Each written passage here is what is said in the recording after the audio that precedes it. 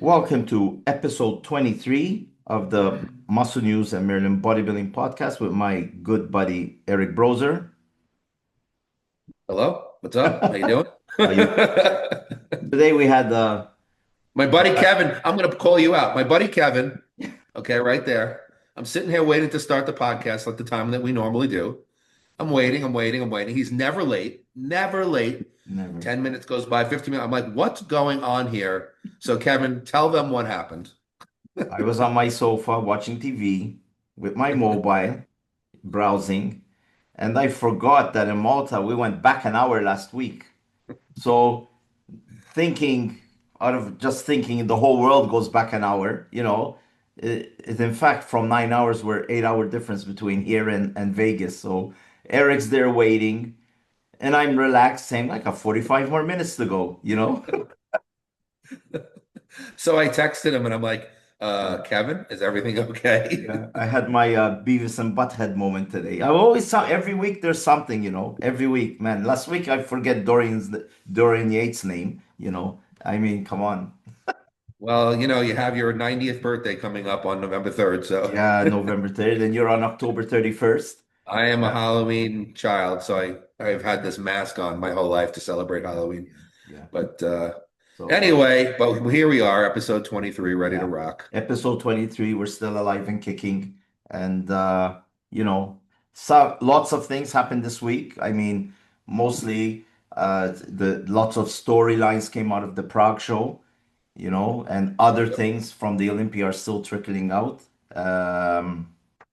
Like, for example, we can start off with the Prague, right? Some Yeah. surprising, I think it was like the results were a surprise because I didn't expect I would say that the results were very much a surprise. I didn't not taking anything away from Martin because he looked amazing, Well, the amazing. results were a surprise, but not when I saw the physiques. Like, in other Yeah, words, I thought it would be different before the show, but then yeah, when I saw what they looked like, I was not surprised with Martin winning. yeah.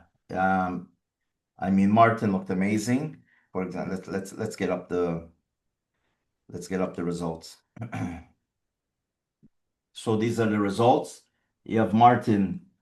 I think that's I don't know how many judges there were, but it looks like a perfect score. Um, Very close between Samson and Fitz. So it was yeah, one basically point thing. 1 point in each Yeah, each round. yeah. Uh, Michael Krizo, Mikhail Michael Krizo, Mikhail Krizo Krizo. handily beat Keon. Like, that wasn't really Yeah. close. Now this result, I mean, Mika, I have not Mikhail. I love the guy. Like I said, I've been following him since the his early days in 2017 when he turned pro and stuff with the IVB back then elite. Now they're the IVB pro. I expected when I saw them. I expected this guy, Joan Pradels Martinez. He looked amazing.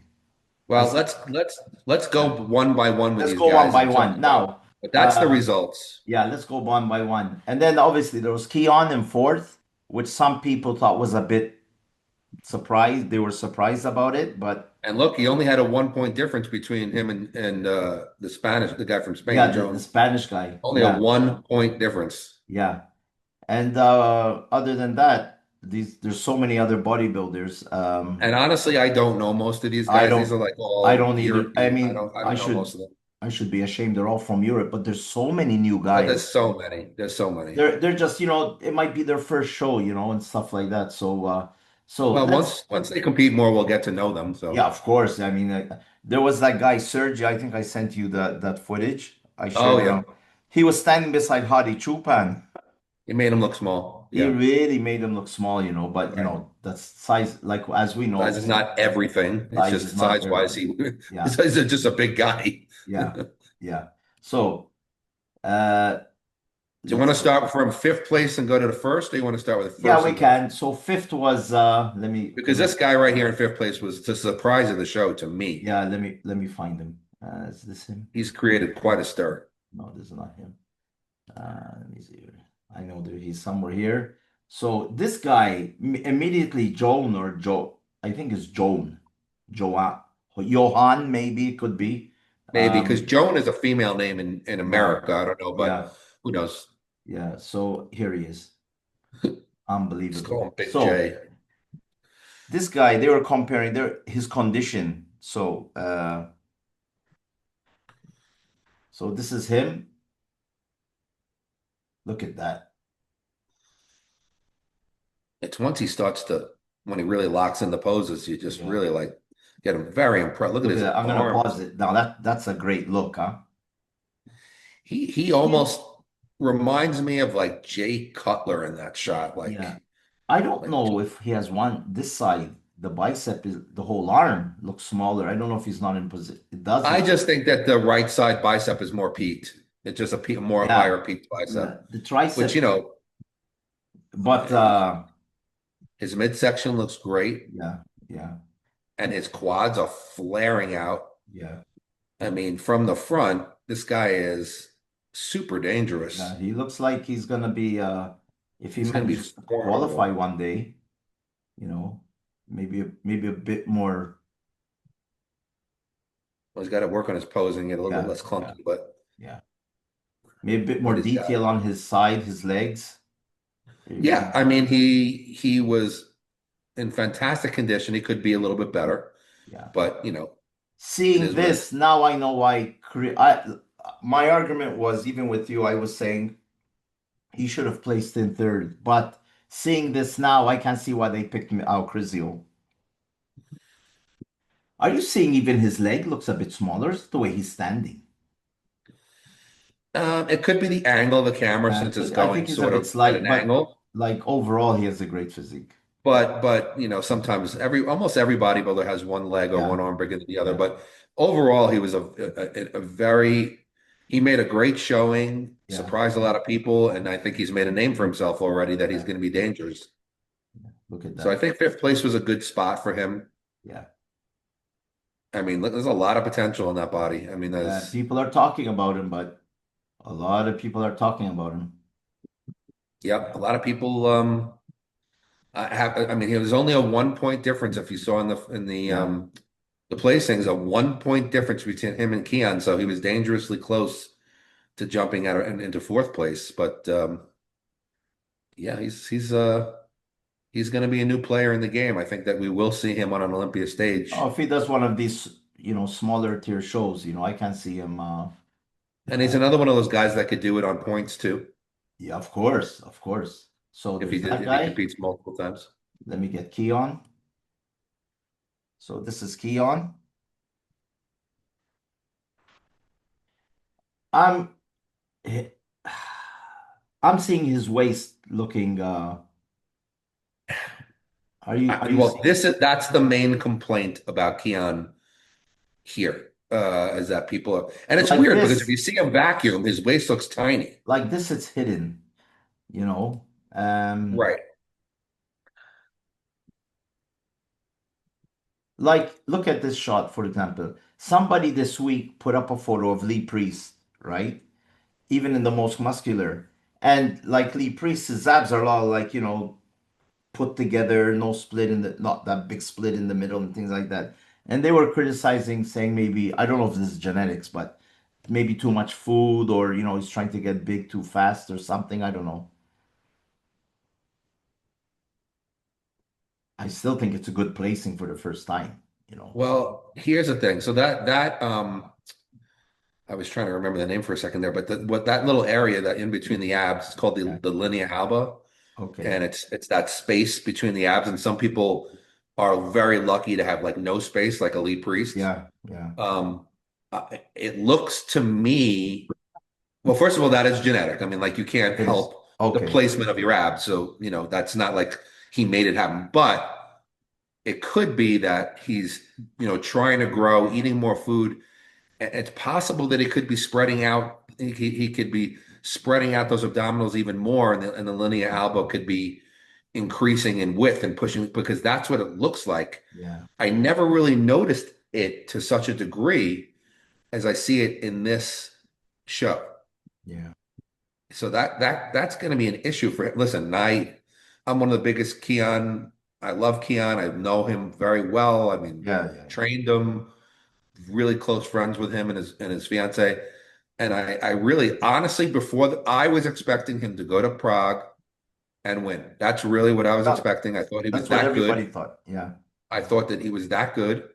But at the show, you could see where the weaknesses are. And I guess you could say, first of all, I don't think that he was in his best No, condition. I don't I think don't think so. he was in his best condition at the Olympia or Prague. I think that he was a little bit off in terms of Yeah. condition. And then he gets exposed a little bit in terms of overall size when he's standing next to these monsters, Uh-huh. Uh-huh.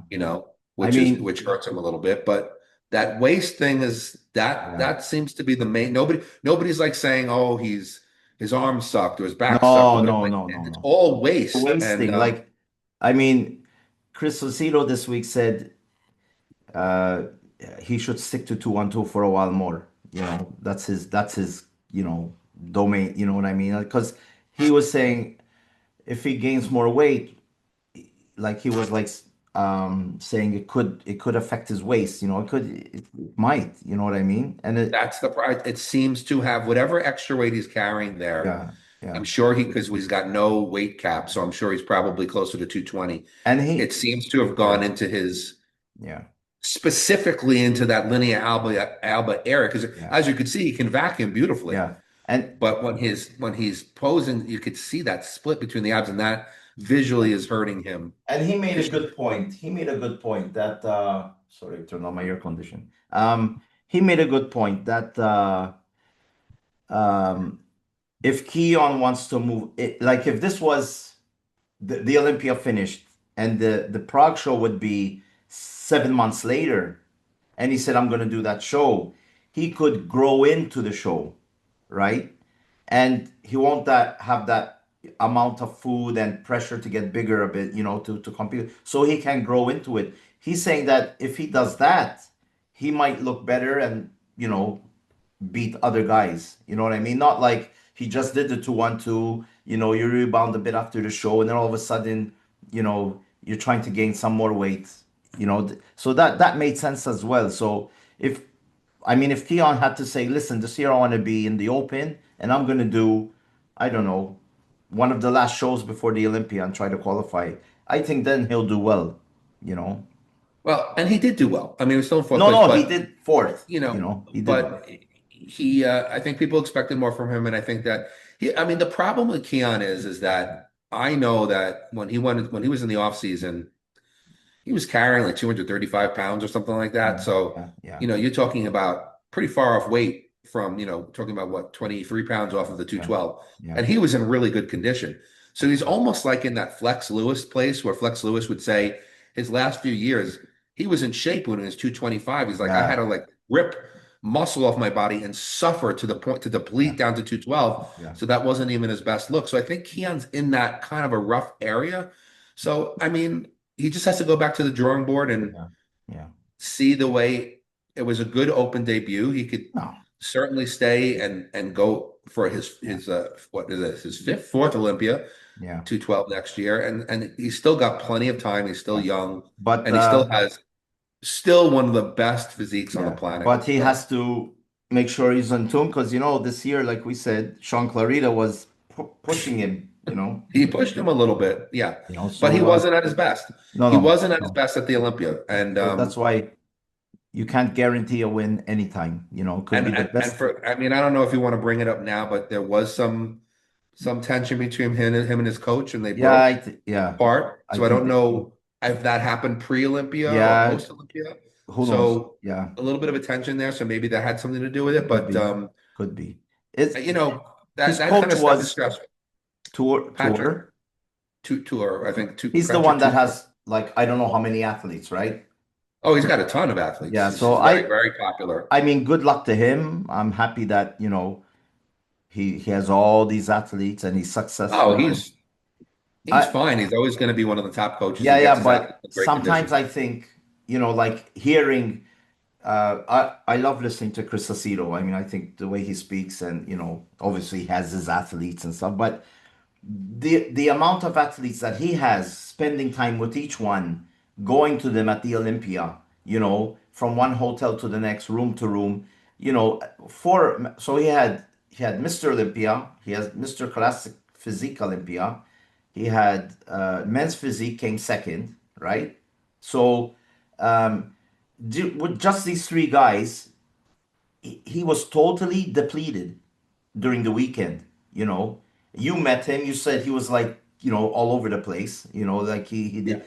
Can you imagine what's his name tour with all those athletes? It's not easy. No, I know. Listen, I And you as remember well a know. show. Yeah, I remember a show years ago that I had. It was an NPC show. I forgot what the name of it was.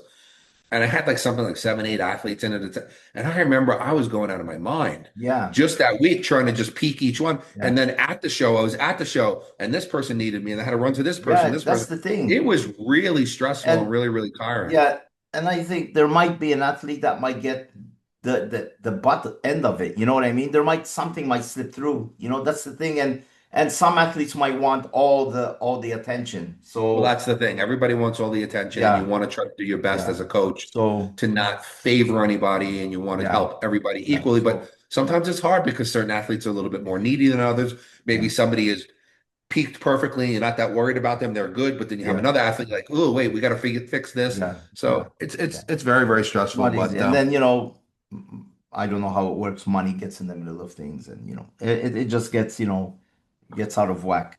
it'll be So interesting to see where Keon goes from here. I mean, no, I but he think got his fourth place. He looked great, but I the think he'll. midsection seems to be the complaint. I don't think Kiona. He needs a good rest now, and he just starts preparing for the 2-1-2, and maybe do some guest posing and things like that. Next up is the freak, uh, Crizio. He's a fan favorite there. When you see him like this, I'm telling you, I don't know if you ever seen this guy up close. Did you ever meet him?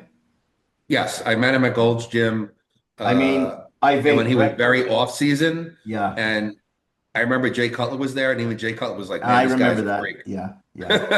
So yeah, he's a freak. Yeah, I mean, I've met him.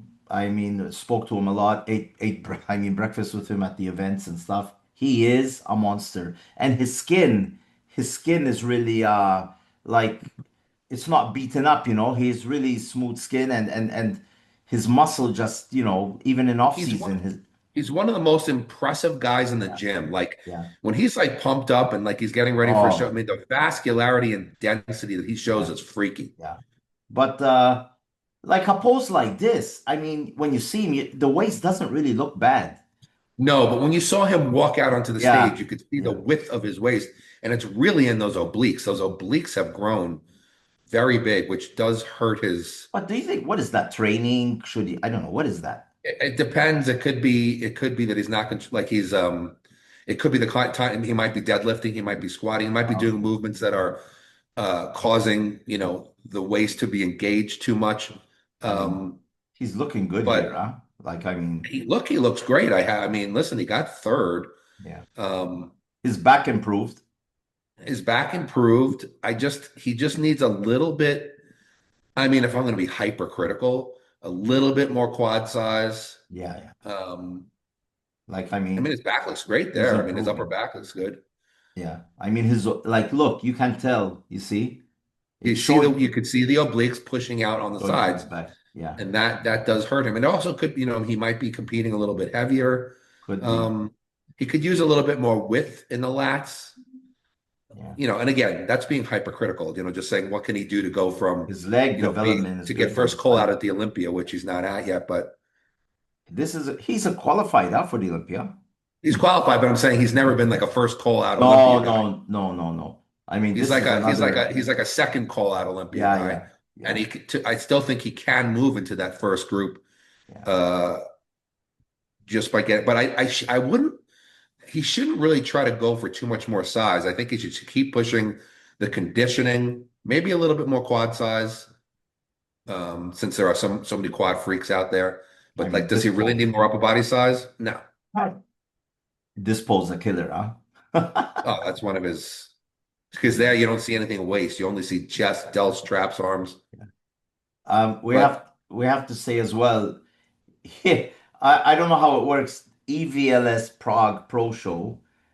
the owner of the show is his sponsor. You know, he's part of their team, the EVLS athletes team, you know. Yeah. Once Rubel was as well, but I don't know if he's still with them. I tried to look for photos, but he's still on the website, you know. Mika's still on the website, Mikal. So, you know, um, it has nothing to do with the results or anything, but not seeing this, I can see why they gave him third, you know. I mean, yeah, I could see him being third place here. Like, I mean, I think if Keon was slightly more on, he would have beaten him. Yeah. But he's in shape, he's big, he's hard. Let me get Mr. Olympia, former Mr. Olympia. He gained more size here. He Uh, did definitely Samson. improve over the Olympia. Yeah. He But definitely improved. You could just see it just standing there. yeah, fantastic physique, you He know. he he came in fuller with more size, and he needs that fullness. And I I think actually he's think that with the more size, I actually think he looks more conditioned. yeah, I think he loses a lot from the chest and the arms when he's a bit when he I listen, last year they told him come in a bit tighter. He came in a bit tighter. He lost weight. And you know, it's like he got punished for it, you know. So I think that he came in depleted, and yeah, that was where he lost it. He looked depleted. He looked small. So I don't think they wanted him to be smaller. They were just saying you need to come in a little tighter. I I mean, think if he looked like this at the Olympia, I wonder where he would have yeah, placed. I think you know, he should just keep the mass and just, you know, And as big as he is, I mean, his frame is incredible. He yeah, still needs more back. If you're going to yeah, stand next to Derek Lunsford and Hottie yeah. and even Fitzwater, you need more. He has to have more back. He And lost the roundness in his hamstrings yeah. Yeah, it's from the something side, happened. Yeah, yeah, but he still has one of those dominating frames yeah. Could it that be that he was burnt out a bit as being Mr. Olympia? Because that takes a toll on you, huh? I mean, listen, obviously you have more responsibility when you're Mr. Olympia, but I mean, you know, he opened the gym. yeah, He I mean, was all that stuff makes it harder. yeah, he's been touring the world, you know. So people are saying what's happening with Samson, you know. He hasn't won a show since he won the Olympia. What, you're gonna throw him away? You know, he's still No, it ain't time to throw Samson away. He you could know what I still mean? come back next year and win. Look what Brandon did this year, you know. So He's still you're not quite ready to write this guy off yeah, yet. you can't, you know. So you know, I think Samson will bounce back, you know. I He's mean, and still I think is it I mean, isn't it his wife that coaches him? that's I what it don't think was. he That's my you know what my theory is? Now people might say I'm full of shit. Before he won the Olympia, he had just cut off with Milos, right? There was that bit of a problem. It was last year, right? And his wife took over. So I think he was still riding the momentum of Milos's, you know, training and stuff like that. And his wife took over. So it's like, you know, now like the real work is starting, you know. So I'm not saying she's not a good coach, far from it, you know. Nobody knows him better than her. But I think sometimes you need somebody that's not married to you to tell you how you look. it can complicate things when you're in a Yeah, relationship like that with the person that's yeah, coaching you because it's a little too close, a little too personal. It might be better for him to have somebody who's yeah. you know, I maybe a little bit more objective. yeah. But I don't know. Listen, I don't know his wife, and I can't. She could be very talented, coach. For all I know, I don't know. But W- something is not right with his peaking yeah. process. Something needs to change. So either she has to change it, Yeah. or they have to bring somebody else in. What That's watching this video, I don't know if it's the angle.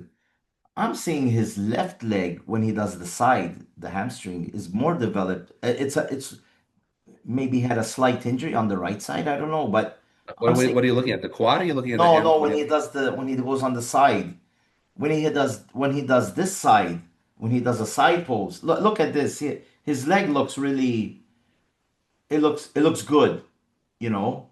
No, and then look you at his say on the other hamstring. side, not as developed. Yeah, that's what I'm saying. You know, I don't know. Maybe he might have had a slight, maybe.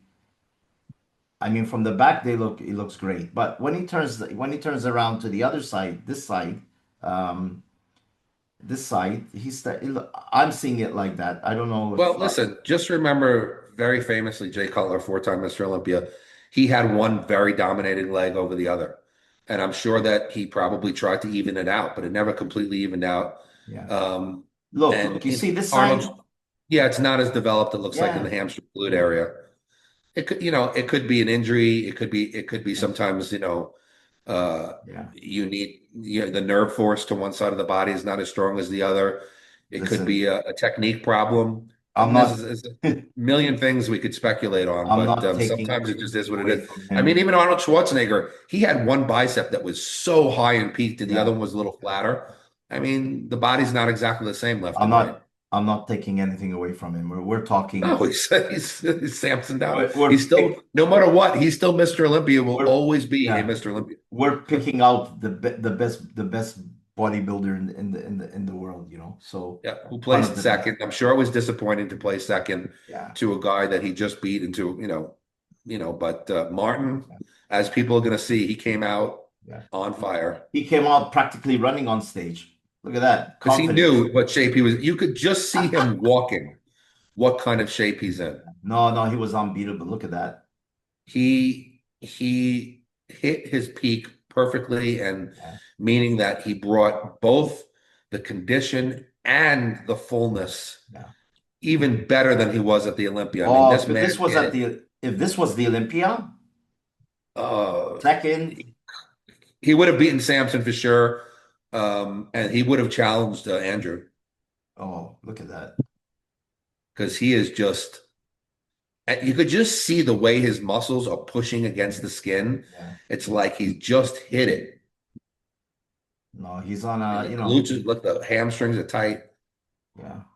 His back is separated. I mean, he doesn't have the greatest back in the world, but it looks great here. Yeah, he knows how to, he knows how to pose, to hide whatever he has weak, Yeah, he and pulls up the trunks to make the waist a little bit. But if you just look at his chest, shoulders, arms, quads, I mean, his waist is tight.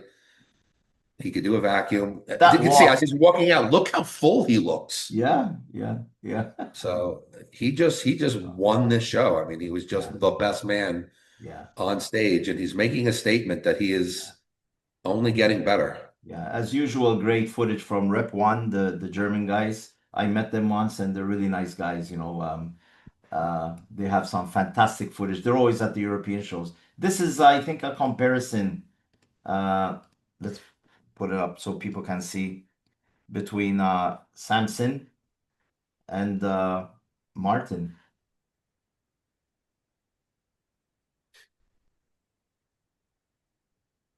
I mean, Yeah, I guess this was the final comparison. Martin's biceps really he's out, outsizing Samson, I mean, it's amazing.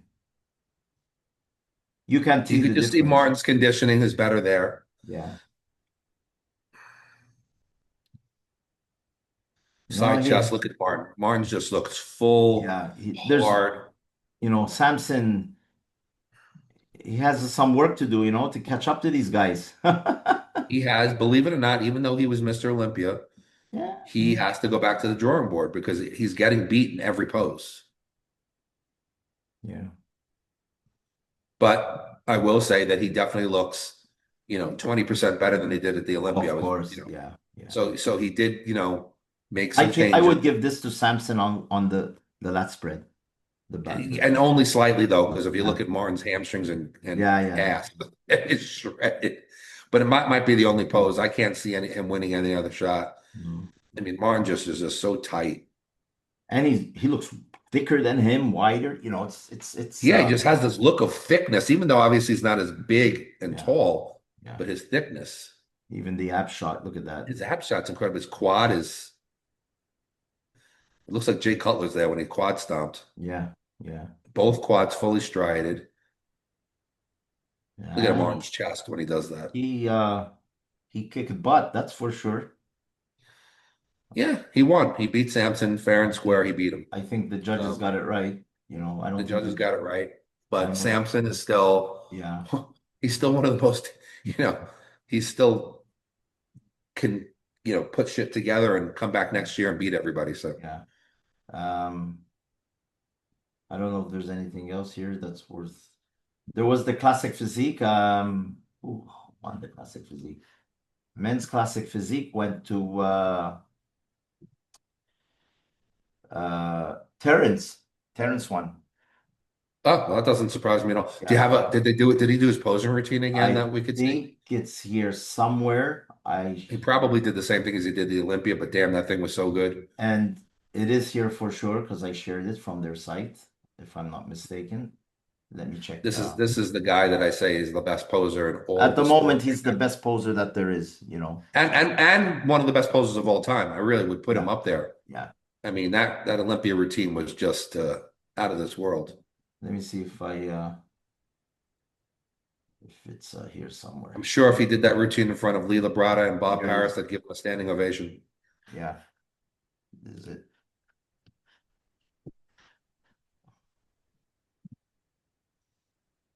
So now, oh wait, is he Olympia qualified already from placing third at the Olympia, Yeah, or does he need I to think win two he's. shows? I think he is. Yeah, yeah. Oh, okay. Well, he's qualified now. Well, do they make the classics guys win two shows or one?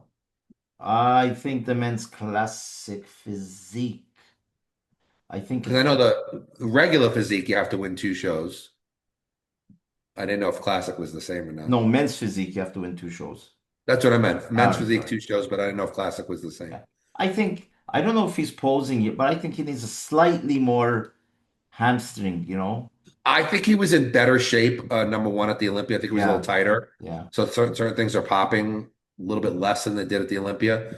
But yeah, I mean, listen, the reason why he placed third is because, he's still not as developed quite yeah, as Mike or, Ramon, but he certainly is going to be in the running. yeah. Great But posing. it's just, I mean, we're not listening to the music along with it, No, which would no. really help. But you could Yeah, just see the artistry, the yeah, movement, the different positions, the way he transitions from pose to pose. That's one of the most amazing, the best things is that a lot of people who pose, they don't really know how to transition yeah. between poses and they just kind of like hit a shot, turn around, hit a shot. This guy is always performing in between the shots. You can see everything he does. I think they. So Looks. I think his music went off. I think his music went off. It was just like, all right, guess I'm done. Yeah, that was funny. And this we might as well show this because I mentioned it.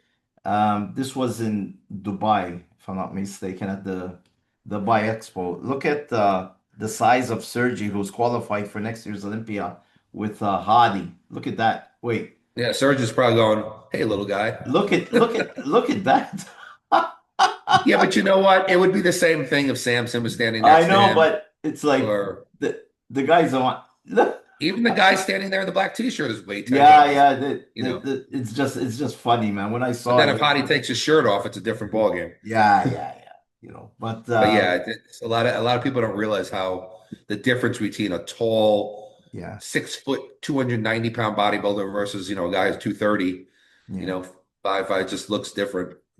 Um, so Prague, I think it So was. Prague is Prague. It was an exciting show. I mean, It's interesting. becoming the biggest show after the Olympia, replacing what was once the Arnold Classic Europe.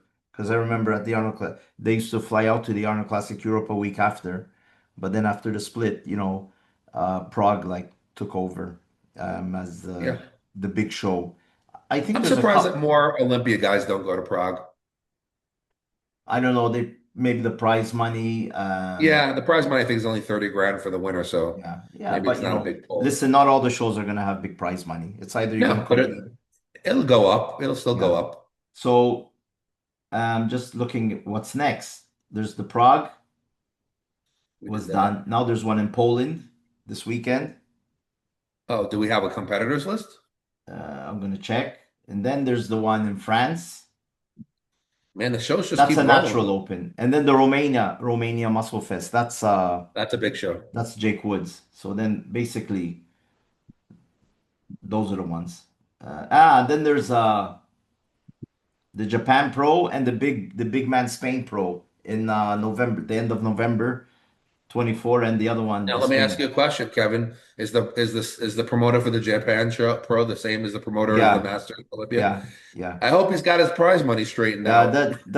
that was the controversy, I that hope he's got his prize money straightened out. Yeah, Matt from um you know the thing is, there was a lot of talking and crap about that, and the thing that sparked it off is Bob Chick saying that they knew about it from the beginning. So if you knew about it from the beginning, this guy has to they have to tell. If they knew from the beginning, why did you let him, these guys spent money to go to the show. You know what I mean? Saying all this Yeah. crap on his podcast, So you have to be careful what you say because people will listen to you word for word. Like Matt from Muscle Discord, he's taking apart every word that they're saying. So He's doing his thing over there. he's That's doing not his our thing. I'm style, not, but I mean, I've been there, done that, and um, you know, my only thought about the whole thing is got to take care of the athletes, and I just want to see them get paid, which yeah, they I just believe give, they are getting paid now if Jake yeah, stepped up. But it's a shame that they had to wait all this time. It's yeah, not a it's good not thing. fair. It's not fair. People are, it's not fair. I mean, I believe that the athlete should get paid. So we're looking for the pro event. Uh, this is Spain. Is the next one Poland? Yeah, Poland. Here it Okay, so is. that's this weekend. Let's see if So, uh, we know who's competing. holy crap. 1, 2, 3, 4, 5, 6, 7, 8, 9, 10, 11, 12, 13, 19, 20, 21, 22, 23, 24, 25, 26, 26 Wow. bodybuilders, man. Probably a lot of the same from Prague. Probably, and some others, some like big names are there. Like, for example, Roman Fritz, all right? Relatively big name. Uh, this guy, this guy from the Czech Republic, I know his name somewhere, we'll look him up. Then Andre Presti, he's trying to get his Oh, qualification out okay. of the way, the Yeah. Italian. Look, Akeem Williams is doing Akeem it. Williams is apparently in it as well, you Oh, know. Um, I don't know if Juan is doing it. No, he's not. Yes, he well, is. only Here he one is. USA athlete. Oh, there is. Yeah, he's Oh boy, doing. he could be dangerous. He could take Yeah, that show. he's doing it. He could qualify right there. Yeah. I mean, some of these names. I mean, Poland. I I mean, don't know all these European yeah. guys. I mean, there's a lot of big bodybuilders. Probably guys that I'll stay sending you photos saying, "Did you see this guy? Did you see that guy?" I mean, Yeah, there's a lot of freaks walking around that we don't even realize. this is the first guy. Just to go through it really fast. This Well, I is don't the think you want first. to go through. I know, but look, you know what I mean? He was at the Yeah, Prague as well. he's not going to do. I mean, No, he's no, got he's a not. lot. I mean, But everybody's in condition. You know what I mean? So, yeah. um, Well, I mean, I'm not putting the guy's amazing, but so I don't think he's a threat. I don't know how Presti's looking lately. I don't know if you put any photos up. Uh, so Presti didn't make it to the Olympia this year, unfortunately. No. Um, I have you know, he's always like a top three guy, top four guy. But no, looking at this, he doesn't have any. I think the last contest he competed in was uh this pictures of 57. This pictures of last year, 57 weeks. So, and Andre can look good, on stage. Yeah, he's got some good Yeah.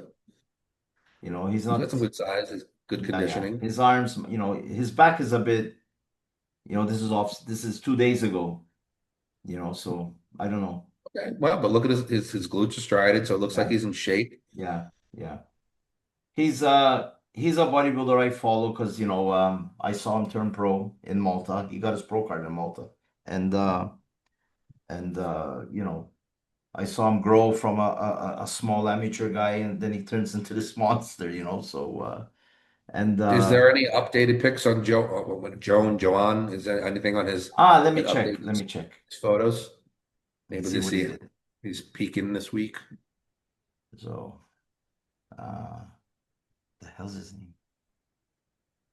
Um, Give me a sec. Let me go into rep one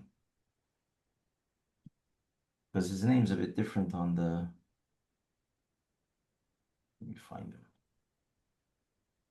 Going through the classic physique guys, they all look amazing as well. God. Okay, here we go.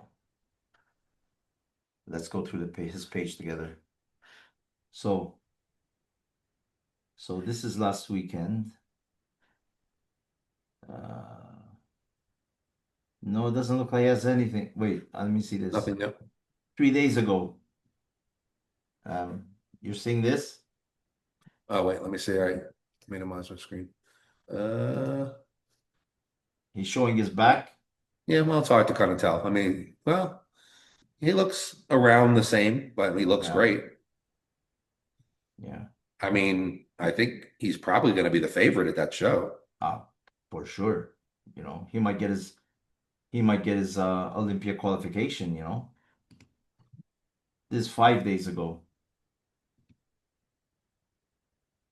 It looks a little soft there if I'm going to be Yeah. critical, Five, but you know, I'm sure he's going to bring it. yeah, yeah. We'll see. You know, look at this from these shots. Look at that. You know, Yeah, I mean, he's an impressive guy. yeah. He's got a lot of, We have to see. So obviously, you know, the Prague, this thing in Poland, you know, not super big names, you know, are going to be there, but you know, there's still going to be a good competition for them, you know. So the Europeans have their chance to get their qualifications out of the way, you know, and points. You got to get the points, you know. So now every competition matters. You know, it's not like saying, if I don't place first, it's useless. You know, you're getting points. So if you're consistent, like what's his name was that bodybuilder this year that placed second 5 times? Would have Quentin. Quentin. Quinton, he would have qualified, you know. Oh, Would Quentin have would have qualified points easy. Yeah. But then there are some bodybuilders like Branch Warren. He used to say, I don't want to qualify on points. I want to earn my way there with a win. I can understand that as well. Some guys qualify and they don't go because they didn't win a show. You know, they feel, Yeah, because they feel like if I couldn't win an open show, I don't deserve to be at the yeah, Olympia. yeah. But, you know, if it was me, I I would say, say, you qualify, go, man. You never I, know. I would go. I don't care what people say. Yeah, Place I dead go, man. last. Who cares? You're Just be there on on, that stage. yeah, you're on We've stage. discussed it a million times. You never know what life could bring you. Get on that Yeah. stage if you can. So, next up, we can speak a bit about Nick Walker. Now, Yeah. apparently, him and his coach went their separate ways. From what I was watching this week, you know, this gossip and stuff. And I saw an interview with his coach. Apparently, his coach said that he was doing a podcast, a live podcast, and Nick phoned him, and it was like, boom, and you know, he hung up. You know, it's like, and these guys go way back together. Apparently, they were great friends. I think he coached them for a bit or something. They had a falling out, and then all of a sudden, they got back together and they did these couple of shows. So I forget his coach's name. What was his name? Do you know his name? Because I didn't really know of him, so I didn't really remember his name. Let me just see. Let me just see, maybe with his coach. Let me give me a sec. Take your time. Uh,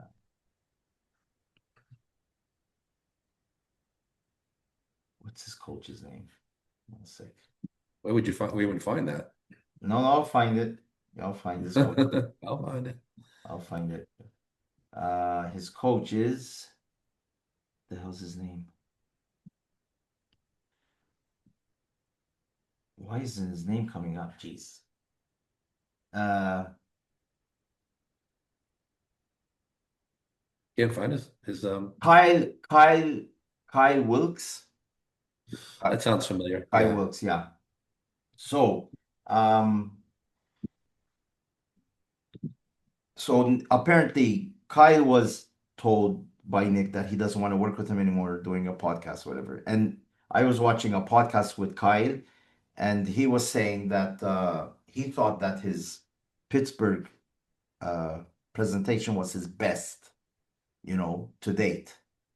And Was he being coached by this guy back then? yeah, yeah. And Oh, okay. then when the Olympia came around, obviously Kyle being quite a young coach, maybe not having somebody of such caliber trying to peak him over 2 days.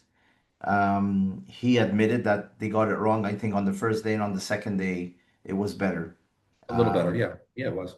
Obviously, Nick then came out with a video saying it's there. I mean, if people want to see it, I think it's on his channel. That he was not happy with his Pittsburgh. He said he could look better, tighter, fuller. But listen, Nick. I mean, you had several coaches, in the past couple of years. All right, you missed an Olympia because you were injured. You missed another Olympia because you weren't ready. And now, he was with that guy. I forgot what they call him.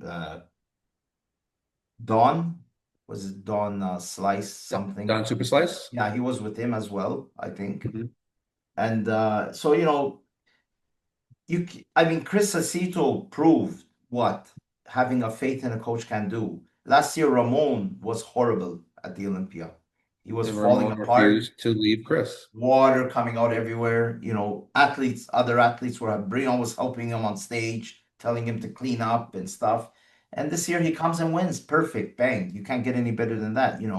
I mean, Jay Cutler stuck with Chris, and look what happened.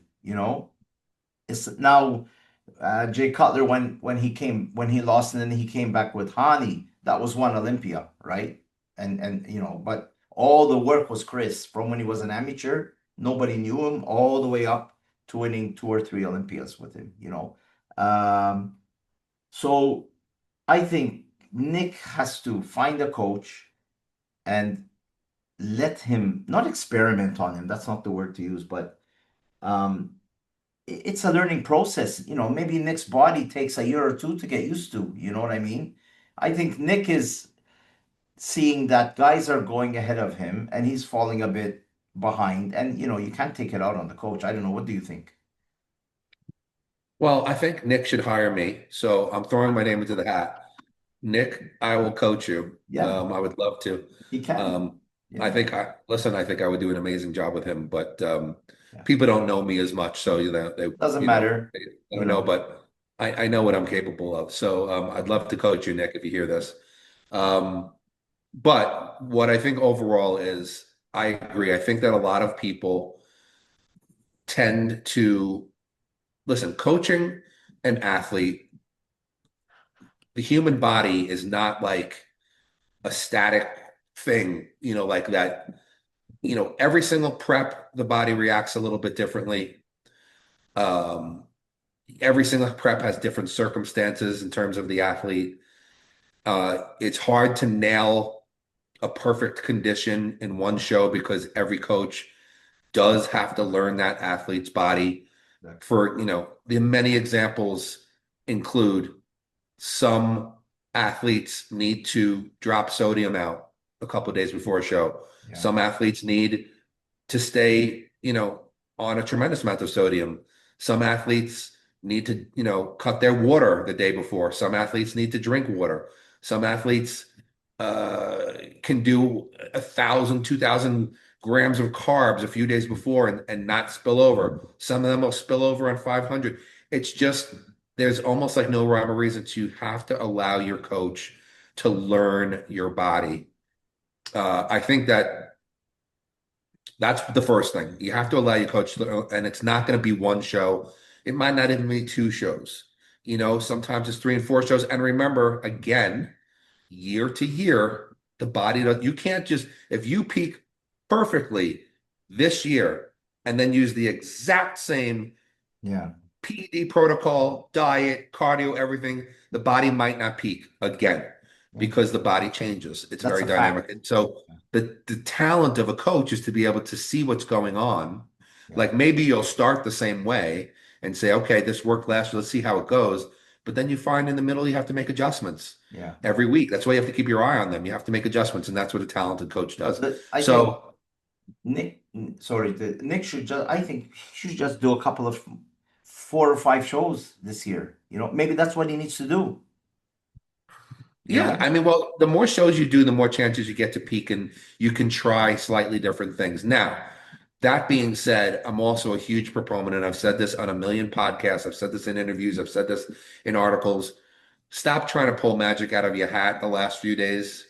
If you look amazing a week out, 2 weeks out, stop trying to pull a magic trick the last couple of days and do something drastic, Yeah. like introducing crazy foods or dropping water out or adding a sodium loading deplete. Like if you look amazing, kind of ride it out to the show. You can make slight changes, slight little tweaks right before the show, but most of the time, these magic tricks that people try to pull, crazy diuretics, this, that, Yeah. they end up backfiring 90% of the time, if not more. And you get that typical, wow, I don't understand. I looked great 2 weeks out, but at the show, I didn't look anything the same. Like I'll say it, a million times, as much as I love Sergio and I still think he still can get into the Olympia and win shows, you see him a few weeks out of the show, he looks like he's going to kill everybody. Then you see him on stage and you're like, he doesn't look the same. Yeah. Steve Kuklo used to have that problem. Yeah. I mean, even Nick Walker leading up to the show looked like he was going to look incredible, and then at the show wasn't as good. So this was 3 weeks ago, okay, just a bit before the Olympia, I think. he looked like he was going to kill it, and Yeah, I mean, look at something that. happened. I don't know. Maybe But then again, that's him standing alone. So again, you have to put him next to the other standing athletes. But alone. he did look great. I mean, he did look great. That's it. So, but my point is, when and just talking about, you have to give coach hopping is one of the worst things to do. Now, listen, if you're with a coach for 3 years and you've done 10 shows and you're never peaking, then I could see moving, to take being like, okay, it's just not working for whatever reason. But you can't do 1, 2, or even 3 shows and miss a peak. I mean, Chris Aceto, Hani, Patrick Tudor, all the coaches that we know, and even myself, there's been times where our athletes hasn't hit it the way we want them to hit it. And it's nobody's fault, really. Yeah. And you go, okay, you talk with your athlete and say, I think we need to do this, we need to do this, we need to change this and this, and then the next show you do hit it. But if you don't give the coach a chance and then you pull in a new coach right away, then they have to go through that whole new learning process. So stick with your coach. Dexter did a long run with George Farah. Kai Green did a long run with George Farah. Kai Green was this close to winning the Olympia, and he stuck with George. You might get other bodybuilders say, you couldn't get me that one step further or things like that. So I don't know, Nick. It's a big mystery now. He's gonna have a coach. I mean, he's going through them like candy. So I don't know. The point is that Nick should not be written off. No, Nick is still an extremely formidable athlete who, if he still hits it right, he's still in that top 3 Mr. Olympia mix. And he just has to get with a coach and allow his coach to do his work and his or her work, and give him time. I mean, I know these guys, their goal is to do well at the Olympia or the Arnold Classic, but Nick already won the Arnold Classic. All right. So he wants to place higher than 3rd at the Olympia because he already placed. He wants to be Mr. Olympia. Nick believes he could be Mr. Olympia. But I see nothing wrong with competing in 4 or 5 shows during the year, getting 4 wins, adding them to your resume, and by the time he retires, he'll say, listen, I won the New York Pro, was it twice or 3 times now, right? And he'll say, I won another 10 pro shows. I have 15 pro shows under my belt, which is very rare today in a bodybuilder. You don't see too many bodybuilders going on a long run of wins, And you'll say, I was a top 5 Olympian for, Sean Ray, says I was for 13 years in the top 5. You know what I mean? He uses that as a selling point as well. But I'm not saying but he's right. Nick wants to win, but I see nothing wrong with getting other shows under your belt, So, well, listen, Nick could have gone from. He could have went to Prague and placed. That's what I'm saying. Nick could have stayed in shape and said to his coach, I don't know everything that happened, but let's just say everything was amicable. Said, let's go to Prague and see if we could hit it better. Yeah. And then if we don't hit it, let's go to Poland after that. And in one of those shows, he'd probably get probably get a win. Yeah. He'd probably, and you experiment a little bit more. Okay, we tried this for the Olympia. Let's try this and see if this works. And take a few shots at it while you're still in shape, because He probably be qualified. He's going to have to requalify now, right? Yeah. I mean, So he could yeah, have requalified in yeah, one of these yeah. shows. And you need the points. So, if you're trying for a win, meanwhile you get another guy, he's getting second, third. He's gonna beat you to the Olympia. And a guy like Nick needs the Olympia for his sponsors, for sure. I mean, if you're gonna get, and I don't know what his coach said, if it was his coach that said it or somebody on the show. Uh, he said, his former coach, he said he's going through coaches. He goes through coaches like he goes through supplement companies. Yeah, So, you can't do it. so You got to stick with somebody. I don't know if he's chasing something, you know, he's getting nervous, or I mean, like I said, I love Nick. I love, the way he's a star. He's living the life of a bodybuilder. But we need to see him on stage. He's a freak. People want to see him. He's on another level than Robel. You know what I mean? He doesn't even. I mean, I have nothing Bell is against. not near on his level yet. No, No, wherever Nick goes, he's gonna have a long, a long line of people. There was that thing where these two guys said that Nick, flipped him off because he was tired or something to sign an autograph. I don't believe that. I don't think Nick, not from what I heard. I listen, know. every bodybuilder, every guy gets tired after 15 hours or 12 hours sitting there. You're on diet, and maybe Nick was bloody trying to go to the toilet or something. Who knows? You know what I mean? I'm sure that Nick didn't flip him off. Maybe Yeah, maybe he wasn't as amicable as he yeah, normally is because yeah, exhausted or yeah, whatever, yeah. stressed out, and maybe Yeah. they're like, "Oh, he flipped us off," and they didn't do Yeah, that. yeah, you can't.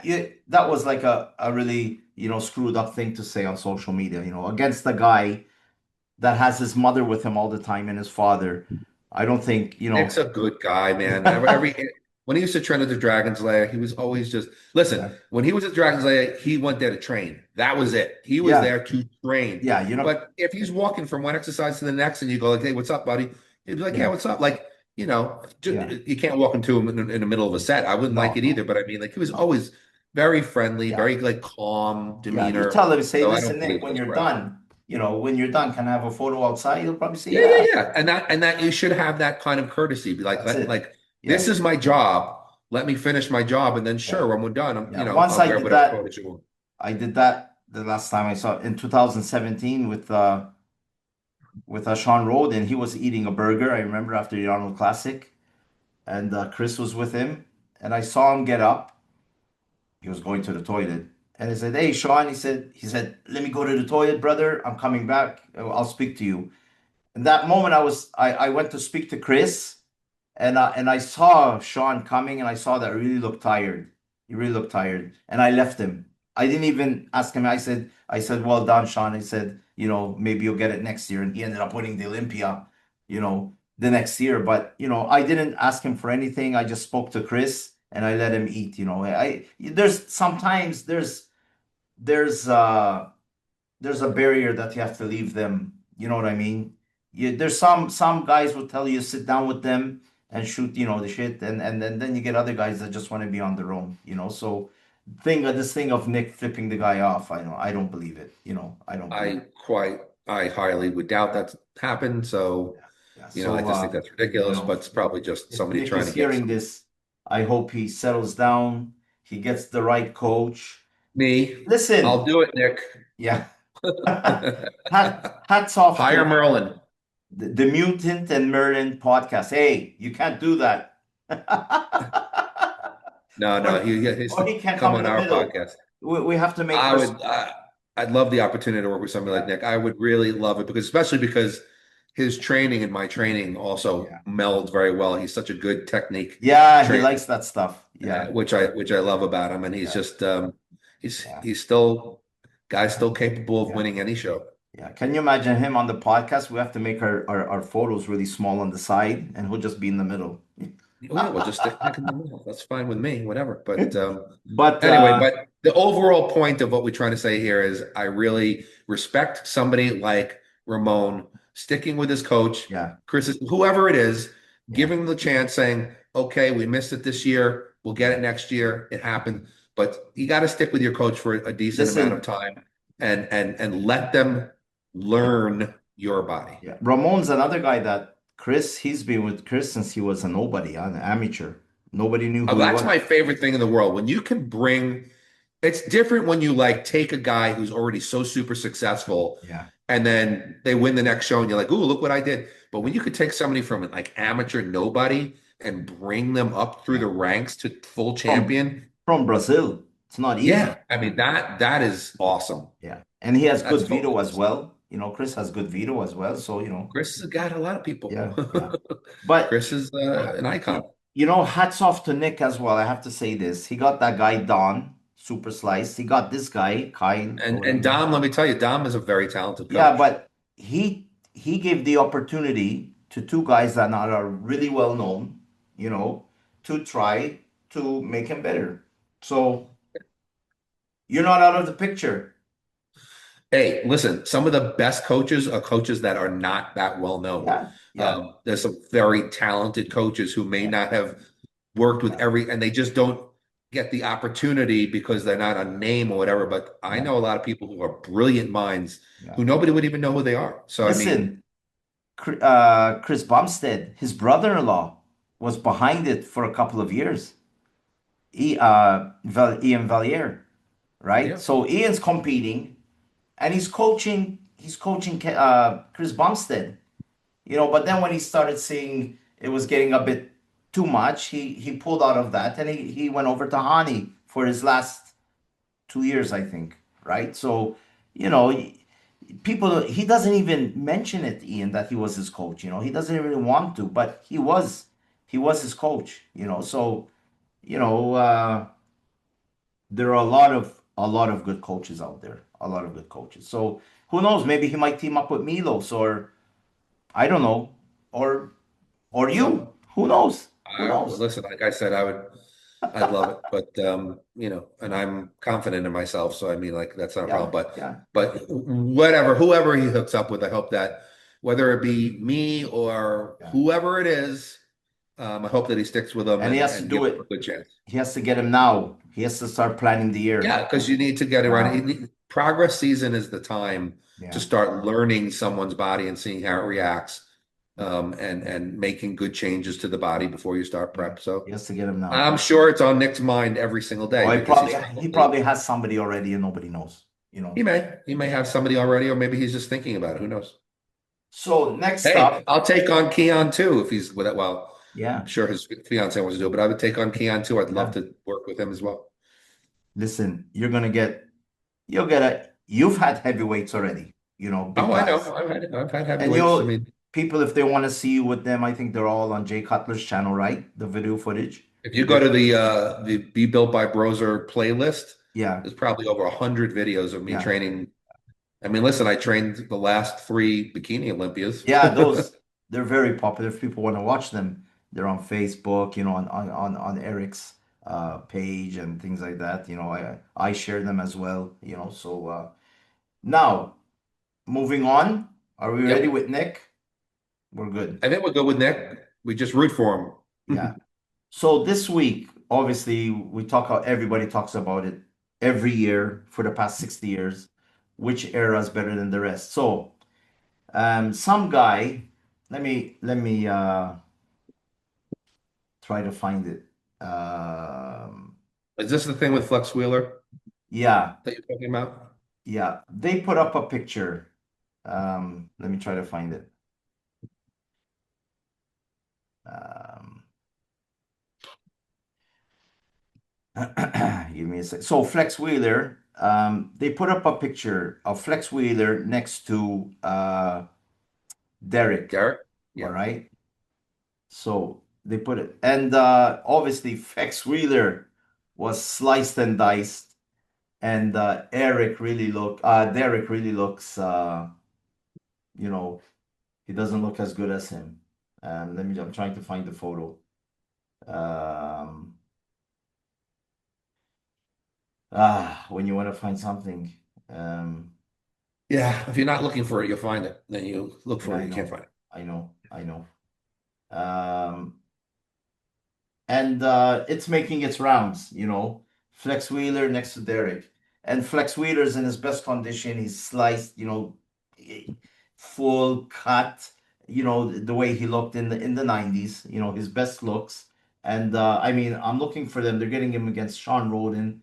They're getting him against Chris Bumstead, everybody except Derek. Uh, and And I know the picture you're talking about. I saw it. yeah. Um, Let me see if I Is it can on get it. Flex's page? Is it on Flex's Yeah, the thing is, Flex is friends with me on my other accounts instead of my main account. That's the problem. Um, see if I can find it. I could send it to you. Let me see. I'm trying to see if I might have it here. I think I'll find it here. Let me see. But Sorry guys, but things that yeah, that's happen. happened. Let me see if it's here. This Flex Geez, I don't video. even see it on Flex's No, account. it's not on his page. He removed it. I don't see it on Flex's. I'm looking at his Instagram page right now. I don't see it. Really? I do not Do you think see he it. removed it because too many people were talking about it? Maybe it was getting. Oh no, I found it. You found it? I found Can it. can you send it to me on wherever? Yeah, I'm gonna send it to you. I will send it to you on Instagram. Yeah, I'm gonna crop it so you could just see just the Yeah, can you take a screenshot? That would be yeah, good. I did. I screenshotted it. Okay. I'm gonna send it to you Yeah. on Instagram. This is podcast people. Hey, whatever. We're Yeah. trying we want Everything. people to see what we're talking about here. Yeah. Yeah. Uh, All right, I just sent it to Muscle News there it is. 70. There it is. Yeah. Okay. It's a good I mean it's a very telling It photo, so people what should is see it if it's they a haven't. video. It's a video saying if you play it, you'll laugh. What's better, better, good, or something like that. The words Yeah, change yeah, if you play yeah. it. So I know, but I just wanted to put the screenshot of the yeah, yeah, photo. yeah. So people so this is the photo. Look. All right. The height difference, forget about it, whatever. No, we're talking But about conditioning. but look at this, I mean, I don't know if Derek was that poor, but we know Derek And doesn't. remember, Derek is a lot more conditioned from the back, so it probably Yeah, would have been a better. Derek But Derek doesn't have the best of chests, when he's doing the most yeah, now muscle. the thing is, could they have done this and put Hottie next to Flex? Yeah, Because then you're going to see a comparison in conditioning. So, yeah, yeah. but I But guess it's saying, okay, Derek is Mr. Olympia right yeah. now. So, So Dennis James was saying, I mean, Flex admitted that back then the physiques were a bit more harder and chiseled and things like that, right? Like they all do. I was reading the um tonight before we did the podcast, even Dorian Yates, he thinks he says back then there were gyms. You would go, train, train your ass off, do what you have to do and get out. Today the gyms are commercialized. There's a gym in each corner. There's ways to waste time, there's more distractions, and the bodybuilder doesn't go there just to, focus on what he has to do and get out. And back then, you know, it was a different era. Back then, to make money, you had to guest pose, you had to be ready for magazines, you were under contract with Joe Eater, so you had to look good all the time. There's no these freaked out off seasons because he would need you, for certain photo shoots or guest posing. And they used to compete more, and they had I think they had a better basis for building their physique. They didn't freak out on the PEDs in the beginning. They did what they could do natural. Then they went, they started gradually going up, and their body grew into it. I see today they're starting from, you know, instead of A, B, C, D, E, A, M, Z. You know what I mean? yeah. So, I think guys are rushing things, uh, and they don't have that concrete, basic foundation like they did back then. I don't know what you think. I think that's the difference. That they used to compete more. They trained better. They trained harder. I'm not saying the guys today don't train hard, but back then it was something. Uh, I think it was just on another level. I don't know what do you think, Eric? I mean, okay. I mean, I don't care what anybody says. If you look at, obviously, there's some guys today who are, Hottie is got that kind of conditioning. Martin, yeah, Martin just kind of hit it. yeah, So there's been somebody, there are some, but if you talk about, if you look at just, across the board, you'd have a lineup of 10, everybody's just shredded, like just to the bone. Everybody's just, ripped to the bone. You see all the sunken faces. You don't really. yeah, yeah, So I definitely think that there was better conditioning for sure in the 90s than there is that era that we're talking about yeah, compared to today. Overall, I think that today, I think back then the guys were more, I think the number one thing that they were concerned with was conditioning. yeah, They wanted to be to shredded to the bone. Yes, they still wanted to be big, but they would be willing to give up a little bit of size. yeah, I mean, you look at like Kevin Levrone, let's just say in the 92 Olympia when Dorian beat him, but he came into that show. He probably could have come in a lot bigger and fuller, but he was just I mean, like his face was as sunken as it can be, and he was just shredded. I mean, um, I yeah, think the guys today want it. There's more of that, like, I got to be fuller. I got to be fuller. I got to be fuller. yeah, So they sacrifice some conditioning.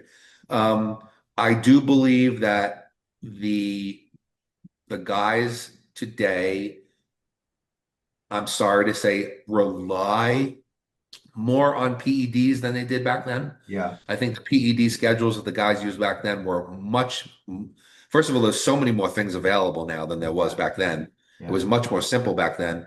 I don't think they used as much. I don't think they relied on it as much. And I think that they probably relied more on training and nutrition and cardio than yeah, they do today. I mean, the guys back then would do an hour in the morning of cardio, an hour at night, and train for 3, 4 hours. I mean, except for Dorian, who, he did his shorter workouts. But I mean, I think that they pushed harder. And I think, like you said, there was less distraction. Back then, there wasn't people setting up tripods yeah, and before each set to get an angle to shoot themselves on social media.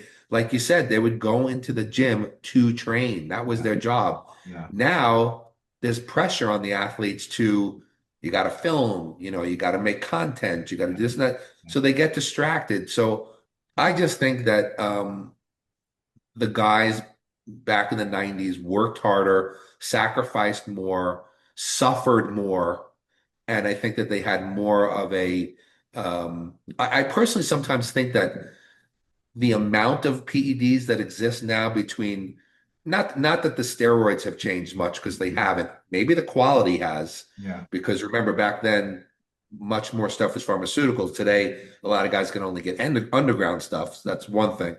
But now there's all these peptides and all these special fat burners and this and that.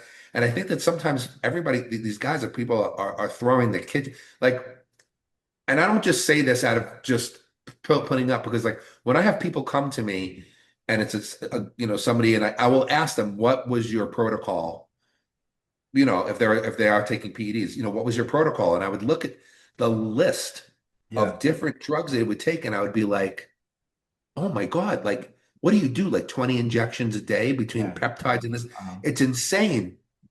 And I think that sometimes people aren't thinking that there could be just reactions and counter reactions in the body, like yeah, almost just getting flooded with just too many yeah, different chemicals, that maybe they're holding extra water, or maybe that it's mm, causing more of an issue, right? It's hurting more than helping. uh, So I think the cycles were much more simple back then, which may be the best way to go, a more yeah. simple cycle. So I think that there are a bunch of reasons, and those are some of the reasons why the conditioning was better uh, back then than now, yeah. most of the time. I mean, this last week, or I'm still listening to it because it's over 2 hours long. Lee Priest is on Cutler's channel, and there was a part where they're talking about what he took, and he always says people think I took, more than what he really took, and According to what he said, his cycles were nothing, very simple. nothing. I think a bikini athlete takes what he took back then, but then he experimented with some stuff and he didn't like it, and he went back to doing what worked, and he said one thing. He said, because Jay Cutler, I don't know who asked him, he said, but you really used to get fat off season, right? Very fat. And he said, listen, when I used to be just 10 or 20 pounds off or 10 pounds off my contest shape, he said he would take it easy, go into the show, and get a bad placing because he really didn't have to push himself.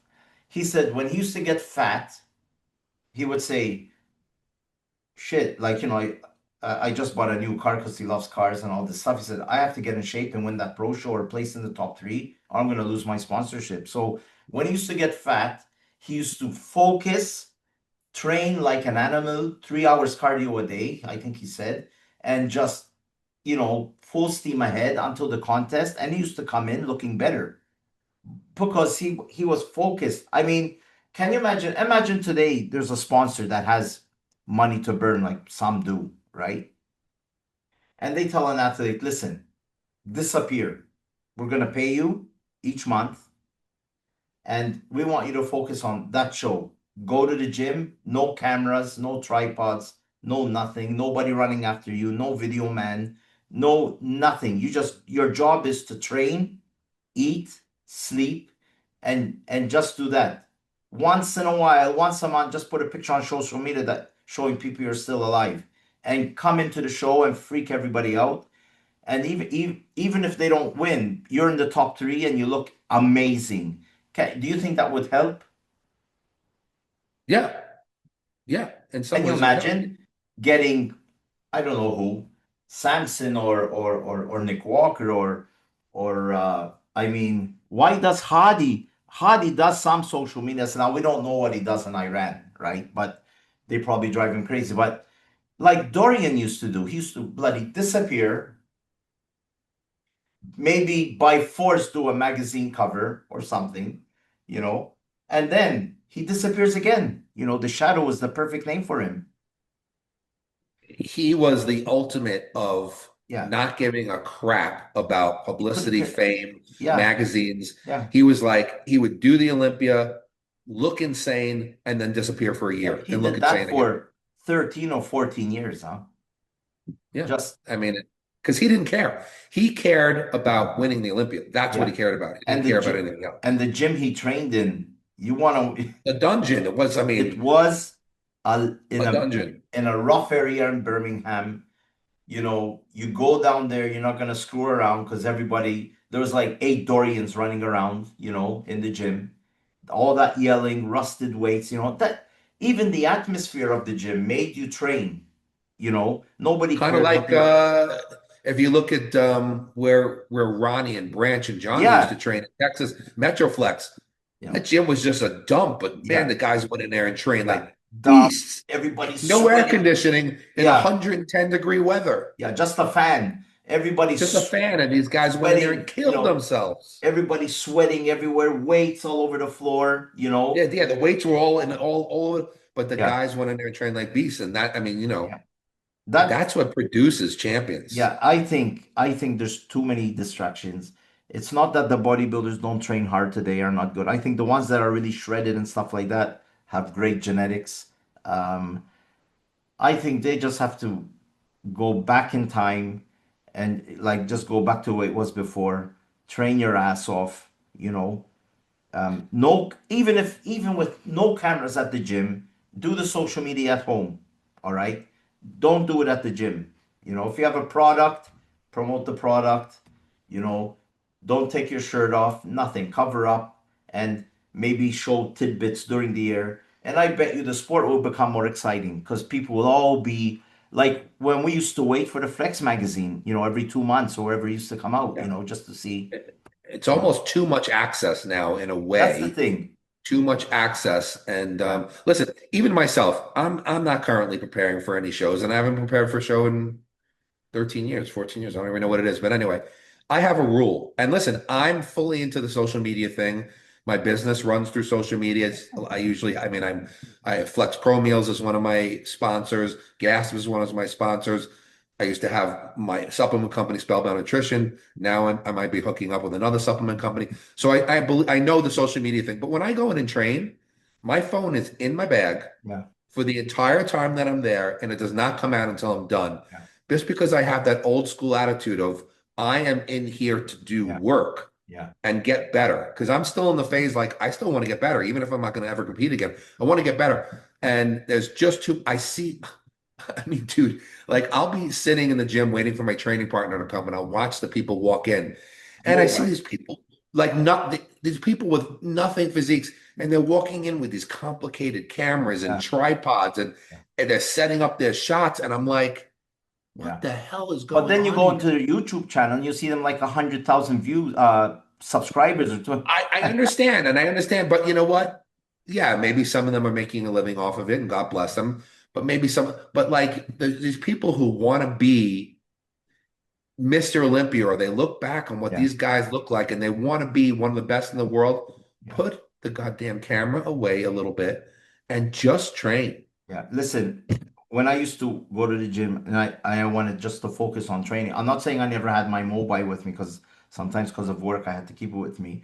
But there were days I would leave it in the locker, and the only person that knew I was at the gym and had the phone number of the gym was my wife. If Right. anything comes up, phone me at the gym. That if it's really important. Other than that, my mobile's off in my locker, so And that's what I'm talking about. That's when I say that's part of what it was and in you the have the 90s. best workouts. You have the best workouts. Guys went in the gym, killed it. And, I Yeah. mean, back to the days of even the tremendous physiques of Arnold Schwarzenegger and Lou Ferrigno and Serge Nubret and Ed Corney. They just went in the gym for 3, 4 hours at a time and they just lived it. You I mean, saw it that's on Pumping Iron, you saw that gym that Lou Ferrigno trained in. I mean, it was like it those, was not it was like almost like some people have basement gyms better than that. I yeah, mean, my friend Ray Kassar, that the famous photographer of Muscle Time, he went to that gym because he used to live in New York. He saw that gym and it was nothing. nothing. It was in my hometown of Brooklyn. Yeah, yeah. It Yeah, was but so listen, one of the last show that I did, it was kind of unrelated, but it just popped in my the last show that I did in 2011, I was in the best shape of my life. I won the Ironman naturally. Best shape I've ever was in. I trained for that show in my apartment gym, entirely from in my apartment gym, which had, basically almost, I mean, it was a good apartment gym, but compared to a yeah, yeah, gym was nothing. And I got to the best shape of my life. And why did I? Because I just went down there and kicked my ass yeah, every single workout. There was nobody there. It was just me. I put the music on my ears and I would just go. So it's not about the equipment. It's not about this. It's just about hard work. And that's yeah. it. Lee Priest said as well, when he was training in Australia when he was young, it was just the basic weights, right? Bench press and all this stuff. When he went to Golds for the first time, he started seeing all these machines, and different back machines and ab machines and leg machines. And he said he did a couple of months just training with those because he was excited to use them. But he got to the point, said, screw it, I need my weights back, because he needed to feel, he needed to train the way he used to train in the beginning. I'm not saying machines are not good, far from it, but he was a bodybuilder that was bred back then, the hardcore, the hardcore training, so I can see Flex Wheeler mentioning a bit. I mean, not only Flex, Kevin, Ronnie, Sean, they all say that everybody says their era was better. But between the 80s era and the end of Jay Cutler's era, all right, or let's say Phil Heath, that era of when Dorian started and freaked everybody out till Ronnie Coleman retired, basically. That era of bodybuilders was something that was, I think, the peak. You know, that was the I, because I agree. before there was, all right, Lee Haney was a fantastic, Lee Labrada, but they were hard looking, but they didn't have that size and hardness that they had in Ronnie Dorian Yates and Coleman's era. So that era is just something different. You know. It's just the genetic pool was insane. Yeah, yeah. It was I just, mean, I mean that when you would just have, geez, you could go through the list: Cormier, Nasser, yeah, all Paul of them, Dillette, all of them. Jean-Pierre Fuchs, Yeah, Dorian Yates, Sean Ray, Flex Wheel, like the amount, and they'd all be standing on stage at the same time. yeah. It was just a. I Even mean, the you remember what Nationals. you remember what the USA's and the Nationals would be Yeah, like. The yeah, top five were all Yeah. absolutely incredible, and they were Yeah. turning pro Yeah. Yeah. one year after the next. Yeah. Or I mean, look, like they'll Matt say, Mendenhall couldn't even turn pro, and yeah, look at and that man's physique. yeah, and they'll say, yeah, exactly. He didn't win his pro card. Did you see who he placed third against? You know what I mean? They ended Yeah, up placing in the top two at the Olympia or top five in the Olympia for 10, 12 years, you know? So right. it's like Dave Palumbo had a freaked out physique before, he got out of whack. He couldn't win his pro card, you know? No. Today, if he had that physique at a normal fucking, I don't know what show, he would have got his pro card like this, you know? Oh yeah, he Back would have good then, for his pro card today. people Yeah. forget one pro card a year, mostly two, and you had to be the best of the best of the best to win it. That's the difference as well. Well, That that's is, true, but I'm just saying the genetic. It seems like the genetic pool back then for body. But then you also have to remember there was no men's physique, there was yeah, no yeah. classic No. physique, so everybody had to be a bodybuilder. So you just got the best. I mean, could you imagine if some of these classic physique guys or some of these men's physique guys they only had bodybuilding? You'd see also a lot more better bodybuilders too, because some of these guys have incredible physiques. The But men's I physique, think it just comes down to I think it came down to work ethic more yeah. than anything back in those days than today. I think that there's too many distractions today, too many drugs today, just too much. I just think back then it was more like these guys were just complete warriors. But But people could argue. Some people think today's bodybuilders are better because they like the fuller physiques. But of to each, course, that's what about bodybuilding. Bodybuilding is a sport of opinion. yeah, yeah. So I guess that's it for these topics this week. We Yeah, I think we have covered what we want to cover. Ask Merlin. We have Ask Merlin. We Do you do. have anything? Because I have Yes, I nothing do. I here. do. Oh, wow. What's happening here? What does he think? He's flying in? He's flying in? He is the man. Yeah, there he is. He's dancing, whatever. All right. Yeah, I do have a question. I mean, I was gonna tell you, like Nick Walker's situation is like a kind of an Ask Merlin, changing coaches, but you Well, we know, talked about that, but yeah. I'll answer So this question yeah, real yeah, quick. And it's something that I get a lot because I get it in the gym. Listen, I have always been known for the size of my chest. yes, I I built a people used to say I had an Arnold-like chest or probably still have an Arnold-like chest. People come up to me all the time, even in the gym today. They're like, wow, your chest is freaking huge. So I got a question uh, that somebody said to me, which I thought was a great question, the way they put it. They said, um, Eric, you've always had such a great chest, outstanding pectoral development. In your opinion, what are the top three mistakes? Like they didn't ask me, what do I do? They said, what are the top three mistakes that I feel people make um, when they train chest, which I thought was a great way to put it. So the number one thing I always come out with, and I always tell people and I always teach people is the number one mistake is failing to set your torso correctly before you even start a set. What do I mean by that? A lot of people, when they bench press, incline press, whatever it is they do, even flies, they tend to use more shoulders, usually more front shoulders specifically, sometimes more triceps, usually more shoulders. And the reason why it happens is they're not setting their torso correctly. And I do this to this day, before I start any movement, I will lay down on the bench, whether it be flat or incline or anything in between.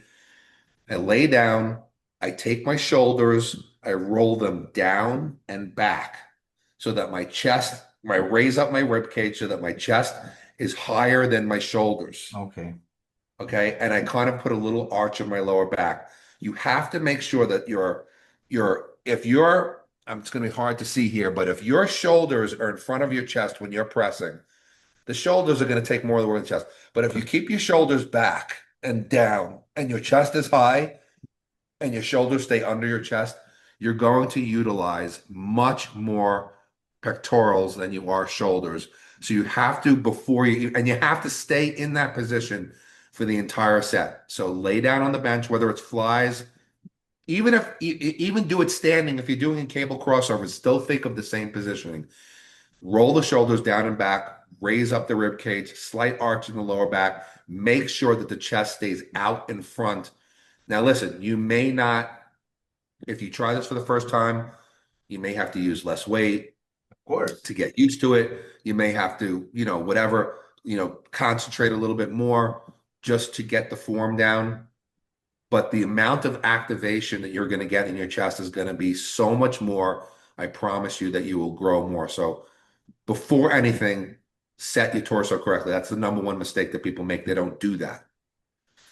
Okay. So that's the first thing. Second thing is, I notice with people, and it seems to be more, I think chest and legs get this the most, range of motion. People want to be able to use more weight when they do chest. They want to be able to bench press more weight. They want to be able to incline press more weight. They want to be impressed, and they fail to use the full range of motion. They end up doing half reps. Yeah. Or they're sloppy. Well, yeah, technique. So say we could put this under technique, but I'm being very specific to range of motion. People will do, you'll see them grabbing these heavy dumbbells or whatever. Oh, I've got 120s in my hand. And then you watch them and they come down halfway. Yeah. What are you doing when you come down halfway? You're using mostly triceps. You're not really using chest. Yeah. So if those same people would not use 120-pound dumbbells, drop down to 80s, and come all the way down and stretch the chest at the bottom, make sure you get full stretch, squeeze all the way to the top, not half reps, you're going to get so much more pectoral development. I just think so many people screw up on range of motion when it comes to chest. They do half reps. Sloppy form, yes, too. We could talk about moving the weight too quickly and all that kind of stuff. That's a big thing. But I think the number two mistake that I see with chest is poor range of motion. You need to fully stretch the chest muscles at the bottom. It's almost exaggerated. Like you really want to get that full stretch when you're bench pressing, incline pressing. I mean, unless you have a shoulder problem. But if you have decent range of motion in your shoulder, bring the bar all the way down to the chest. Get that full stretch. Squeeze all the way to the top. Stop doing half reps. That's the second problem that I have that I see people. Third problem, again, this kind of is related to chest and weight. Not enough time under tension. A lot of people when they train chest, again, they want to be able to bench press 315. They want to be able to bench press 400. They want to be able to incline press such heavy weights. They want to be able to use these huge dumbbells and flies because they see their pro front, whatever their favorite pro doing it. Screw that. If you want to build muscle, stop doing sets of 2 reps, 3 reps, 4 reps. That's what people do on chest all the time. You have to treat the bench press, the incline press, dips, whatever, just as another exercise, not as listen, if you're a power lifter, sure, that's what you need to do. Your goal is to lift heavy weights. So you need to practice 1 to 3 reps. I don't know who said it. When it starts hurting, that's when you count. Yeah. You need, in order to build muscle, the muscle needs to be under tension for a certain period of time. Yeah. I say, in my experience, 40 seconds for a set is pretty good. Listen, if people watch me do some of my techniques, for instance, I might be doing, let's just say Smith incline press, and I might be using a 4-second negative, 1 second hold and stretch at the bottom, and a 2-second positive to push it up. So figure each rep is taking at least 7 seconds. And I might be doing 10 reps, 12 reps. So my set could be 70 seconds or 84. So we're going into the minute to a minute and a half range. Yeah. So, and that is where I see my best growth. So 40 seconds is not asking too much. If you're doing a set of 10 reps, you're taking 2 seconds on the negative, 1 second on the bottom to stretch, 1 second to the top. That's a 4-second rep. Do 10 like that under control. You're for 40 seconds. You have to keep you have to keep a muscle on. If your goal is muscle growth, that's your number one goal, hypertrophy.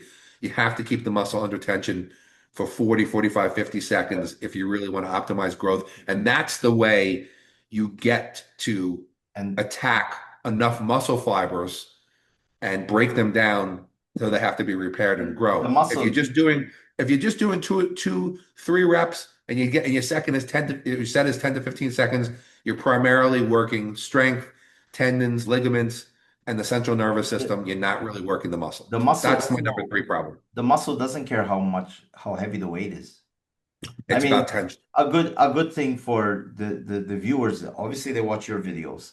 And you got bodybuilders like Francis Benfato. Do you ever see him train? Yeah, of Used course. to I've seen take everybody. forever to do a set, Correct, because you they're know? putting the muscle on the tension. Yeah. And I think Phil Heath never used to be crazy as well, huh?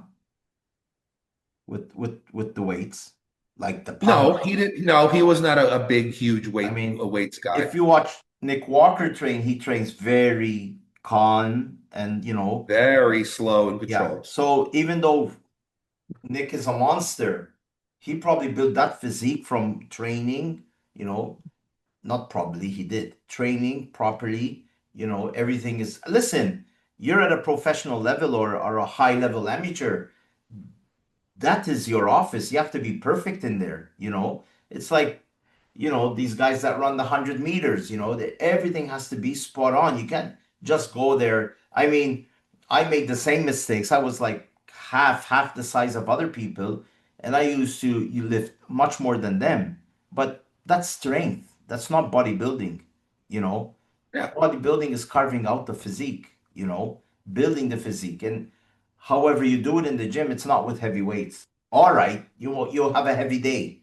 Let's say you have a heavy day, of course. slightly There's sloppy. nothing wrong with a Yeah, child seeing yeah, how strong you are every once in a while, but you can't make yeah, that basis of your training. yeah, yeah. And listen, none of the no, if you're a competitor, say you're a competitor, not most people aren't competitors, but you're a competitor, not one judge is going to call up and go, competitor number seven, how much do you bench press? That's not Yeah. going to happen. I mean, The guy who wins the show maybe can do 225 for 10, and the guy yeah. who's in fifth might be able to do 315 for 20. It doesn't Johnny matter. It's your physique. Johnny Jackson, strongest, one of the strongest bodybuilders in the world, right? Yeah. Doesn't, I mean, Berto it doesn't Fox. necessarily mean he's the Yeah, best bodybuilder in the world, yeah. you know, Berto Fox was one of but the sloppiest bodybuilders in the world. But well, it's a good that you brought up. Berto was one. Actually, Berto was one of my childhood favorites because when I was young, I was so skinny. I loved mass, and he was just like mass. I mean, he Berto was, Fox was he was the original mass monster. he was a, And in my opinion, should have won the 19. Well, at least play second in the 1983 Olympics. Should have been him and Samir. yeah, Anyway, that's aside from the point. But the point that I want to make is, you look at somebody like Jay Cutler. He was never very a technical trainer. He swung his weights, not as bad as some guys, but like yeah, he didn't do a lot of holds and stretches and this. He did. You can't look at the professional bodybuilders and go, well, he doesn't train that way. yeah, These guys are genetic yeah, superiors. yeah, yeah. I'm talking about for the 99 percentile, the It's 99% of the true. people in the middle who have normal genetics, maybe not using drugs at all, maybe using only a little, or just, average people out there in the gym who want to grow. That's what these techniques are for. You can't look at a Jay Cutler Yeah, or a Ronnie Coleman and go, oh, but look, Ronnie Coleman weighed 300 on stage shredded, and he didn't use really good form, and his sets yeah, sometimes were yeah, short. yeah, But although, as all I'll say about Ronnie as an aside, that even though he was an incredible power lifter, most of the weights that he lifted, which were crazy weights, he did for very high reps, 12, 15 yeah, reps. He was not he did longer sets.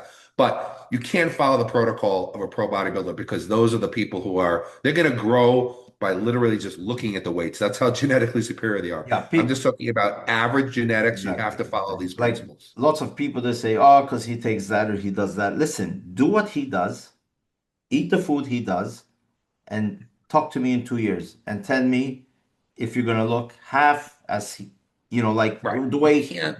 the way he looked as an amateur, natural. You know what I mean? Yeah. Yeah, So I mean it's like you play basketball and you look at Michael Jordan and you try to yeah, do what he does. It ain't gonna happen, You need to learn the fundamentals and you need to not anything. Some people could pick up a guitar. They've never had a lesson in their life. They're playing the guitar. It's yeah, sick. That's a genetic superior. Other people have to take lessons and learn over yeah, years and years. So that's what I'm talking about. These techniques that I'm talking about, using proper form, range of motion, slower repetitions time under tension, using, special techniques like stretch holds and all. These are for the average person that wants to get the most out of their body, who does not have the genetics of a Ronnie Coleman, a Phil Heath, a Exactly. Jay Cutler. Exactly. So So that's what I have to say about that. And me and Merlin are, Merlin is like, yep, that is it. So that's all I got to say. I guess that's it for today. What do you Yeah, think, Eric? I We think, got yeah, no, we covered. We wanted to talk I about yeah. those things. I started a bit early. Eric started a bit late, thanks to the hour, the fallback. Uh, yeah, because Kevin forgot that. That that Well, hopefully I don't do the same, because I don't know which day it is, but yeah. I think very soon we're going to also fall back here, so it's going to change back an hour, and then Kevin will be waiting for me or something. I don't That's it. know. The dreaded message. Are you okay? It's like, I yeah. didn't. I mean, listen, you've never once I'm up. ever Listen. not sent me the link to start So this at least 10 minutes before. so the users, the viewers know. I get it. I come on the computer 45 minutes before, half an hour before, and I start getting all the video footage. I put them all in tabs. They're all there. So when we start talking about them, boom, boom, boom, boom, they're up. So today it Perfect. was like on the fly. I just had to remember which good sites there were, and we still manage, but We did fine. it was funny. It was really funny. I was there like 1 minute I'm relaxed, and the next minute, Well, and when I said to when I wrote to you, is everything okay? You wrote back yes. When you wrote back yes, did you realize then, or did you go, oh, wait a then it second? then it clicked. Look what I know It what I clicked told in him. your head, like, why is Eric So asking me people this? can laugh because it's good that they laugh. I said yes, and then shit, the time went back by an hour here last week. Let me start up. Yeah, I mean, I thought there was something wrong with me And for a second. I'm like like, like today, like I had a long day at work. I went to give blood today as well. I always go 3 times a year. I think it's every 3 months you can go. So yeah. um, we're all on the same day at work. So we go together to the hospital. We give blood, and then so I was like really relaxed, a bit lightheaded, and every Wednesday I'll relax in front of the television. I'll put the alarm on at 8 just in case I doze off. And today I was like there watching TV. I was watching something on Netflix, some horror film or some series. And when you sent me that message, I was like, what the hell does Eric want now, man? I'm gonna go up soon. I know you're okay. Well, for a second, Kevin, I'm like, when you didn't before I messaged you, I had to say to myself, is it not Wednesday? Yeah. And I freaked out for a second, because Wednesday is the only day during the week Yeah. that I don't train. Yeah. So I'm like, am I supposed to be going to the gym today? Like, I freaked out for a second, but then I looked down at my paperwork with my Yeah. clients, and I'm like, no, today's Wednesday. Yeah. Yeah. Oh no, it was good. It's something. It's funny. This hour, but now, like in the morning, it's at 6. The sun's already up. It makes a difference. And Well, at so night now it gets, you're on though a little bit earlier for you, right? yeah, an hour earlier. Yeah, so it's good for you because it's late by For you. now, no, it's only like 10:20 now. But usually we start at 9. We're into the 11:20, and then you have to compile everything and whatever. But an hour. I start at 8 now, and you start at 12, so 8 hour difference. So All right. Well, soon it's going to be the same thing, because yeah, I'm gonna go back to in time. But anyway, all right. Well, that was a good it was a lead good managed. We show. got through the We had show. fun. Yeah, I mean, listen, there's a ton of topics out there, but you listen, there's other podcasts that are speak about them in detail. So it's this thing of regurgitating certain things. Um, we do our Okay. own thing. You Yeah. know, Well, we have to be. We are who we are. We don't follow the podcast. yeah, We yeah, sometimes yeah. All mention some right. things that are going on. But I Uh, want to mention, because he's a good friend of our show, Lee Haney. Lee Haney's competitions this weekend. this weekend, yes. Yeah. Lee Haney Lee Haney Games. games. He's been promoting it a lot this week. He's Maybe we'll getting have him on after that's over. We could talk a little bit with Yeah, him. he's getting out there on social media promoting his game because it's on his own. It's not affiliated with the NPC. He's sanctioning it himself, which is fine with me. I don't mind. And we'll have a show before next week. Yeah, and then the weekend between the 7th and the 9th. In Malta, we're having the IFBB. There's a local show, the battle, and then where newcomers step on the stage for the first time. Then there's the International Grand Prix where it's open uh, worldwide. Competitors are coming from an American women's physique competitor sent me for photos to say, wow, somebody's coming from the States as well.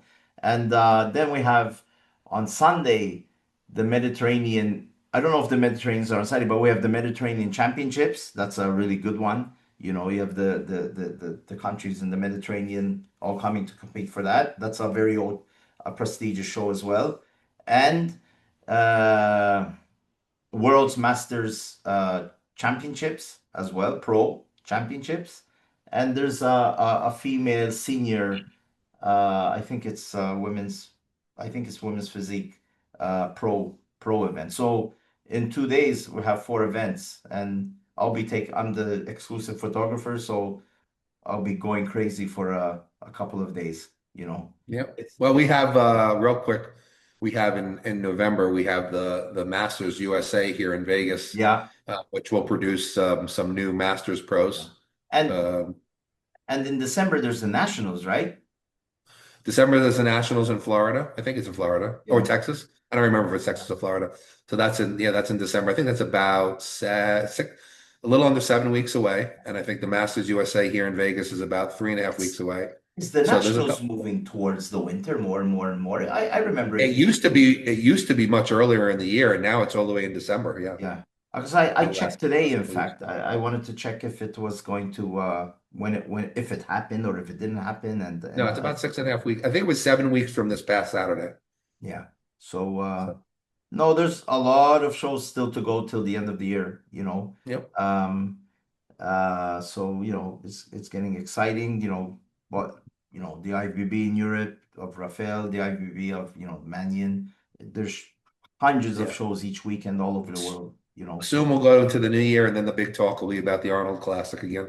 yeah, March, and then the Arnold UK. Yeah, then I'll go back into that part of the season. We But have to. It's a big mystery who's going to compete. We have if it was for me, Derek, Samson, Hardy, they should all that go into prize it. money is going to bring a lot of people, so it'll be. Yeah. But we Listen, got plenty of time to go. gaining momentum. I can see Martin as a favorite, huh? Hey, listen, Martin is so good now that he's put himself to the point where he really could beat anyone. I mean, He's for really, me. He's a favorite going into the show. I hope if they. he keeps getting better, Yeah, he's listen. He just beat a man who won the Mr. Olympia, so yeah, he's on the map now. He's like first tier, first tier. yeah. So guys have to. He doesn't have to catch up to nobody, not even Derek. I think so. Guys have to catch up to him. So he should take a good rest and focus. And if he goes, try to win that Arnold title and go to England and try to win that one and Yeah, cash in on the money because at the end of the day, money talks. you got You to make know, your money while you're still healthy, and you never you know. have So a just small window to make that money, like I've always said. But anyways, so all that's it right. for Well, now. that's a wrap. Yeah, and we'll be back next week for episode 24, and we'll see what we'll talk about. There'll be the Polish show and other shows around the world, and who knows, we might have a guest because everything's short notice and things like that. So we'll see what happens. So I hope everybody has a happy and healthy week. Eric will be 1 year older next week. I'll be 1 year older next week as well. So I'll be one year more evolved. I don't like to say that I'm older. yeah, yeah, One yeah, year more yeah, evolved. yeah, yeah. So But all right, well, guys, we appreciate yeah, you, everybody who listens to our show, and we hope that you will yeah, like, yeah. share our videos, and subscribe to the channel always if you haven't done that. Yes, subscribe is important and watching the video and sharing it. And we're 100 as I promote it, 100% bodybuilding, Yeah, 100%. send it to Nick so he knows that I want to coach him. Yeah, yeah. I'll send them that part. Can you imagine? Holy cow. That would be crazy. That'd be Yeah. crazy. But anyway, all right. Well, my See you friend, I will guys. see you. I'll see you next week. See Yeah. everybody next See you, week. buddy. That's All it for right. now.